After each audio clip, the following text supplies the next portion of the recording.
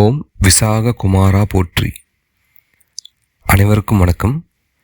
இந்த வீடியோவில் நம்ம என்ன பார்க்க போகிறோன்னா, கோவிலுக்கு எப்படி போனால் எப்போ போனால் நமக்கு ஒரு நல்ல ஒரு லைஃப் நமக்கு அமையும், ஒரு பாசிட்டிவான ஒரு எக்ஸ்பீரியன்ஸ் நமக்கு அமையுன்றதை நம்ம பார்ப்போம். நம்ம எல்லாருமே கோவிலுக்கு போகிறோம், தேங்காய் உடைக்கிறோம், விளக்கேற்றுறோம், பயபக்தியாக இருக்கிறோம். ஆனால் வாழ்க்கையில் ஒரு மாற்றமும் இல்லை. நம்ம பாபா மூவியில் சொல்கிற மாதிரி, நானும் 6 வேளை குளிக்கிறேன், 4 வேளை சாமி கும்பிடுறேன், ஆனால் எனக்கு அந்த சாமி காட்சி தர மாட்டேங்குது, எனக்கு அந்த கோவிலுக்கு போகிறதால எனக்கு எந்த பலனும் இல்லை. திருச்செந்தூர் போக சொல்கிறாங்க, திருப்பதி போக சொல்கிறாங்க, நான் அங்கேயும் போயிட்டேன், எல்லாமும் பண்ணிட்டேன், ஆனால் எனக்கு மன நிம்மதி இல்லை, எந்த ஒரு மாற்றமும் இல்லை, முன்னேற்றமும் இல்லை. இவங்க சொன்னாங்க, இந்த ராசிக்காரர்கள் இங்கே போங்க, அந்த ராசிக்காரர்கள் இங்கே போங்க, இந்த நட்சத்திரமாக இங்கே போங்க இப்படின்னு சொல்லி பல யூடியூப் வீடியோ நீங்கள் பார்த்துருப்பீங்க, பல பேர் சொல்கிறத நீங்கள் கேட்டிருப்பீங்க. ஆனால் நீங்கள் யோசிக்கணும், நம்ம கேட்குறத கடவுள் கேட்கலையா, இல்லை கோவிலுக்கு தான் சக்தி இல்லையா, இல்லை நம்ம வேண்டது அந்த வேண்டுதலுக்கு பலன் இல்லையா? இதை நீங்கள் கண்டிப்பாக யோசிக்கணும். ஆனால் உண்மையில் இங்கே ரியல் பிரச்சனை என்னன்னு சொல்லி பார்த்தீங்கன்னா, இங்கே கடவுளோ இல்லை கோவிலோ இல்லை அஸ்ட்ராலஜியோ ஆன்மீகமோ இது ஒரு பிரச்சனை இல்லை. இங்கே நம்ம ஆன்மீகத்தையும் ஜோதிடத்தையும் அணுகிற முறை தான் பிரச்சனை.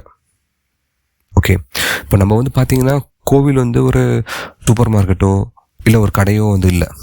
அங்கே நீங்கள் போயிட்டு தேங்காய் உடைச்சி விளக்கேற்றி அர்ச்சனை பண்ணி நீங்கள் போயிட்டு ஜஸ்ட்டு போயிட்டு பலனை எடுத்துகிட்டு வர முடியாது. ஓகேவா? இப்போ நம்ம பார்க்கும்போது பார்த்திங்கன்னா, இது கோவிலுன்றது உண்மையிலே ஒரு ரியல் பவர் ஹவுஸ். ஓகேவா? இப்போது உங்ககிட்ட ஒரு யூஎஸ்பி ஆண்ட்ராய்ட் ஃபோன் இருக்கு வச்சுக்கோங்க, யூஎஸ்பிசி ஆண்ட்ராய்ட் ஃபோன் சார்ஜர் இருக்கு வச்சுக்கோங்க. அதில் நீங்கள் ஆப்பிள் சார்ஜரை போட்டு உங்களால் சார்ஜ் ஏற்ற முடியுமா? இல்லை வேற ஒரு சார்ஜரை தான் வச்சு உங்களால் பண்ண முடியுமா? ரைட்டான சார்ஜரை நீங்கள் யூஸ் பண்ணும்போது நமக்கு அது சார்ஜ் ஏறும். அதே மாதிரி நமக்கு செட் ஆகிற ஒரு கோவிலை நம்ம தேர்ந்தெடுக்கணும். எந்த கோவில் நம்ம போனால் நமக்கு சார்ஜ் பண்ணுன்றத நம்ம தெரிஞ்சு வச்சுக்கணும். அது மாதிரியான ஒரு கோவிலுக்கு நம்ம போகும்போது எல்லாமே சிறப்பாக இருக்கும். இங்கே மிஸ்டேக் நம்ம என்ன பண்ணுறோன்னு சொல்லி பார்த்தீங்கன்னா, நான் முன்னாடி சொன்ன மாதிரி தான்.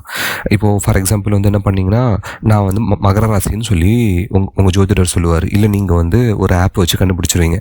அதுக்கப்புறம் என்ன சொல்லுவாங்க, நீங்கள் திருவோண நட்சத்திரம், மகர ராசியில் திருவோண நட்சத்திரம்னு சொல்லிட்டு வச்சுப்பாங்க. ஸோ இப்போ என்ன பண்ணுவீங்க, நீங்கள் நான் திருவோண நட்சத்திரம், அதனால் திருவோணம் சந்திரனுடைய ராசியில் சந்திரனுடைய இதில் வருது, அதனால் ஒரு சக்தி பீடங்கள், ஒரு சக்தி கோவிலுக்கு இது மாதிரி நீங்கள் போகும்போது உங்களுக்கு பாசிட்டிவான ஒரு எனர்ஜி கிடைக்கும் சொல்லிட்டு நீங்கள் அதை நம்புவீங்க. அதை நம்பி நீங்களும் அது மாதிரியான கோவிலுக்கு போவீங்க. உண்மையிலே நீங்கள் பார்த்தீங்கன்னா, நமக்கு 9 கிரகம் இருக்குது. அந்த 9 கிரகத்தில் சந்திரனை வச்சு பலன் சொல்கிறது தான், சந்திரனை வச்சு நீங்கள் ஒரு விஷயத்தை எடுக்கிறது தான் ராசி. அந்த சந்திரனில் அந்த நட்சத்திரம், அந்த சந்திரன் நின்ற நட்சத்திரம் தான் உங்களுக்கு இங்கே திருவோணம். இது மட்டும்தான் நம்ம ஜாதகத்தில் இருக்கா?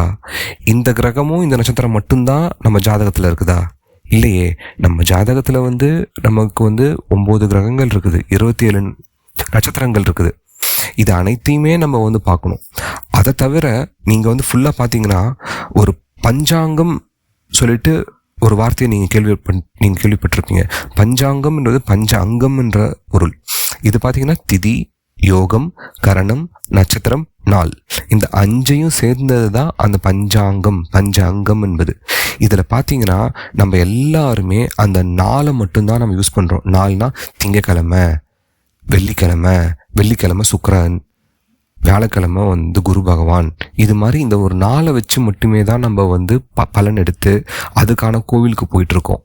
இதுதான் எல்லாருமே பண்ணுறாங்க. இப்படி தான் எல்லாரையும் ஏமாற்றிட்டும் இருக்காங்க. ஒன்று ஏமாத்துறாங்க, இல்லை அவங்க உங்களுக்கு சரியாக வழிகாட்டுதல் பண்ணலை. இதை நான் எப்படி சொல்கிறேன்னா, நானும் ஒரு பேசிக்கான ஒரு இதில் தான் வந்தேன். எங்கள் அப்பா பார்த்தீங்கன்னா அவர் பார்க்காத ராசி பலன் இல்லை. காலையில் எழுந்திரிச்சாருன்னா காலையில் 8 மணிக்கு ராசி பலன் ஓடும். இந்த ராசி இதை கேட்டுட்டு தான் அவர் ஆஃபீஸ் போவார். இதையும் நான் பார்த்து தான் நான் வளர்ந்தேன்.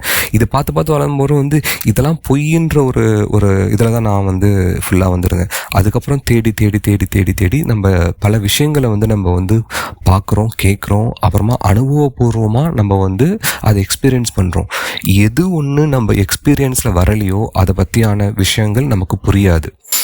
ஸோ அதனால் நான் என்ன சொல்கிறேன்னா வந்து நம்ம ஜாதகத்தை வந்து கரெக்டாக ஆராய்ஞ்சி நமக்கு ஒரு சரியான ஒரு கோவிலை தேர்வு செய்து நம்ம வந்து அந்த கோவில் வழிபாடு, அந்த ஒரு கடவுள் வழிபாடு நம்ம செய்கிறோம்னா நமக்கு எதிலுமே ஜெயம், எல்லாத்துலேயுமே ஜெயம்.